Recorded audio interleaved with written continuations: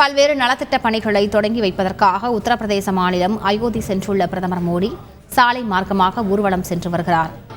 அவருக்கு உற்சாக வரவேற்பு அளிக்கப்பட்டு வருகிறது. அதனை பார்க்கலாம்.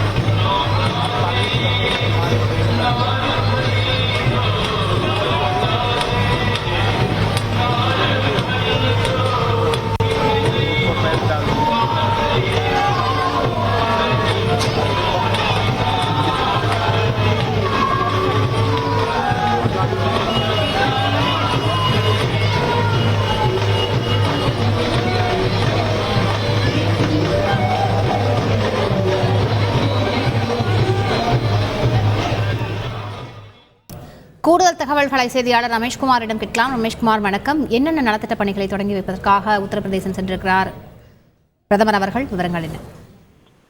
வணக்கம்.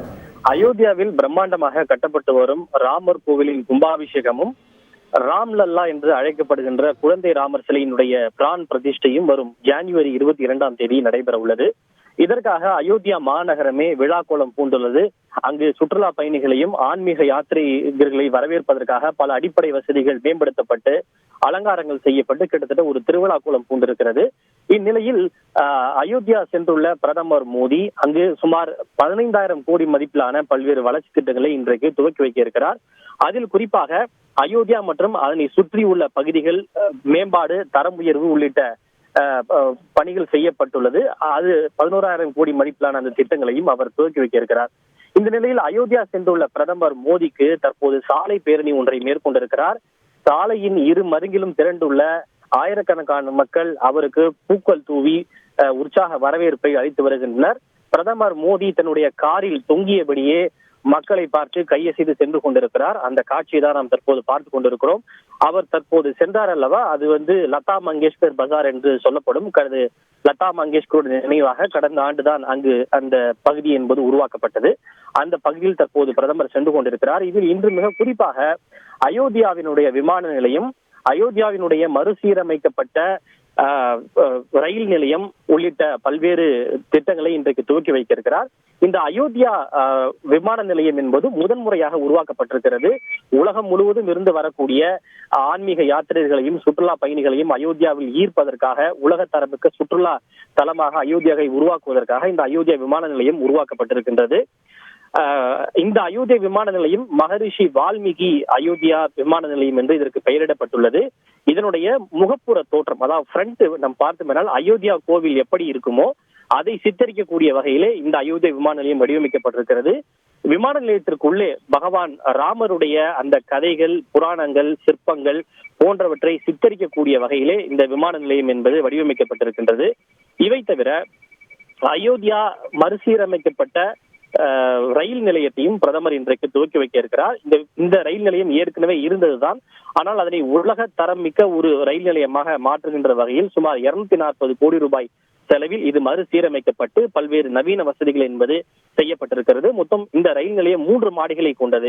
இதில் மின் தூக்கி, எஸ்கலேட்டர், உணவகங்கள், பூஜைக்கு தேவையான கடைகள், அதாவது அயோத்தியா செல்லக்கூடிய யாத்திரிகர்கள் கோவிலுக்கு செல்ல வேண்டும் என்றால் அதற்கு தேவைப்படுகின்ற பூஜை பொருட்களை வாங்குவதற்கான பிரத்யேக கடைகள் என உலக தரத்தில் இந்த ரயில் நிலையம் வடிவமைக்கப்பட்டுள்ளது. இவை தவிர நாம் ஏற்கனவே பல ரயில்களை கேள்விப்பட்டிருப்போம். கௌரவ் பாரத் ரயில்கள், வந்தே பாரத் ரயில்கள் என்று பல அதிநவீன ரயில்களை கேள்விப்பட்டிருக்கிறோம். இன்று 2 அம்ரித் பாரத் ரயில்கள் என்கிற ரயில்களை பிரதமர் மோடி துவக்கி வைக்கிறார்.